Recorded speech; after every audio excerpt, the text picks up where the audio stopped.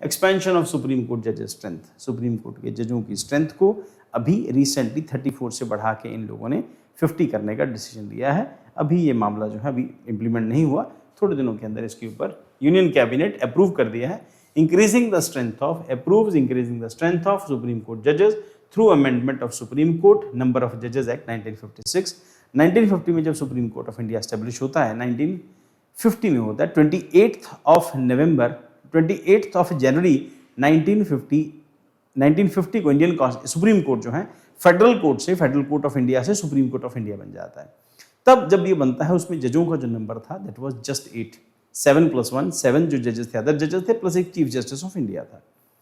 तो supreme court of India बनता है 1950 में, 28 जनवरी 1950, और उसमें जो जजेस का नंबर था वो 8 था। फिर ग्रेजुअली महसूस किया गया कि जजों के ऊपर बर्डन बढ़ता जा रहा है, सुप्रीम कोर्ट के ऊपर बर्डन बढ़ता जा रहा है। इससे पहले हम लोगों ने न्यूज जो डिस्कस की है PIL से रिलेटेड।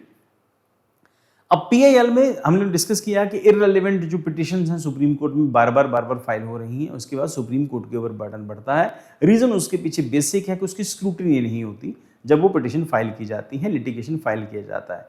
अब सुप्रीम कोर्ट में इस तरह से सिर्फ यही नहीं, बहुत सारे केसेस हैं जो सुप्रीम कोर्ट में नंबर ऑफ केसेस जो बढ़ते जा रहे हैं। अब जुडिशरी के ऊपर एक प्रेशर है परफॉर्म करने का, फाइनल जजमेंट्स देने का और पेंडेंसी खत्म करने का, तो उस करके सुप्रीम कोर्ट के लिए जजों का नंबर बढ़ाना जरूरी था। अब सुप्रीम कोर्ट में जजेस बढ़ेंगे, इसके साथ साथ कई सारे और नए कंसर्न डेवलप होंगे। पहली बात, ये जजेस आएंगे कहाँ से? जजेस आते हैं हाई कोर्ट से। हाई कोर्ट में जज कहाँ आता है? हाई कोर्ट से आता है लोअर कोर्ट से। तो लोअर कोर्ट में 5 साल काम करने के बाद कोई भी आदमी हाई कोर्ट पहुंच सकता है, और हाई कोर्ट में 10 साल तक या तो जज रहा हो या 10 साल तक वकील रहा हो, ऐसा कोई आदमी सुप्रीम कोर्ट पहुंच सकता है। सुप्रीम कोर्ट पहुंचना सिंपल नहीं, उसके लिए सुप्रीम कोर्ट का अपना एक कोलिजियम सिस्टम है जिसमें कई सारे जजेस होते हैं, 5-6 जजेस होते हैं, उसमें CJI होता है। फिर ये जजेस मिलकर डिसाइड करते हैं कि पूरे इंडिया से कौन से जज जो हैं सुप्रीम कोर्ट पहुंचना डिजर्व करते हैं। फिर ऐसे जजों को सुप्रीम कोर्ट लेके आएंगे।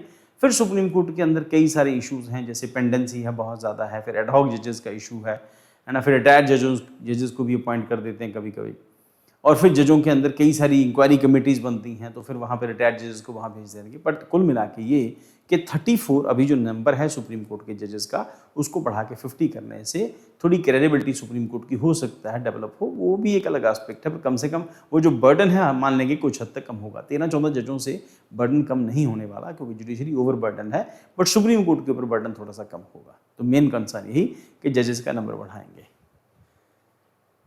सो आर्टिकल 124 के अंदर पार्लियामेंट के पास ये अथॉरिटी है कि सुप्रीम कोर्ट के जजों का नंबर बढ़ाएंगे, प्लस पार्लियामेंट के पास ये भी अथॉरिटी है कि पार्लियामेंट सुप्रीम कोर्ट की एक से ज्यादा बेंच को अपॉइंट कर सकती है। ठीक, और जजेस का नंबर बढ़ाना ये पार्लियामेंट की अथॉरिटी है।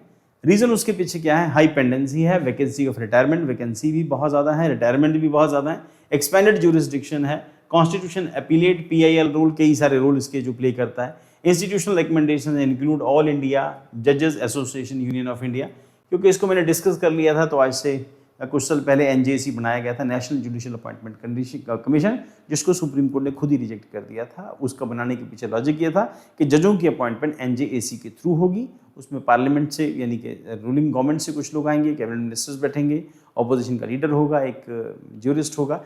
बट क्योंकि वो एक्ट रिजेक्ट हो चुका है, इस करके हम इसके बारे में ज़्यादा डिस्कस नहीं करेंगे, बट वो जजों की अपॉइंटमेंट से रिलेटेड था। अभी क्या है? अभी कोलिजियम सिस्टम है, तो कोलिजियम सिस्टम में सुप्रीम कोर्ट के जजेस मिलकर डिसाइड करते हैं कि कौन से जजों को हाई कोर्ट से हम सुप्रीम कोर्ट लेके आएंगे।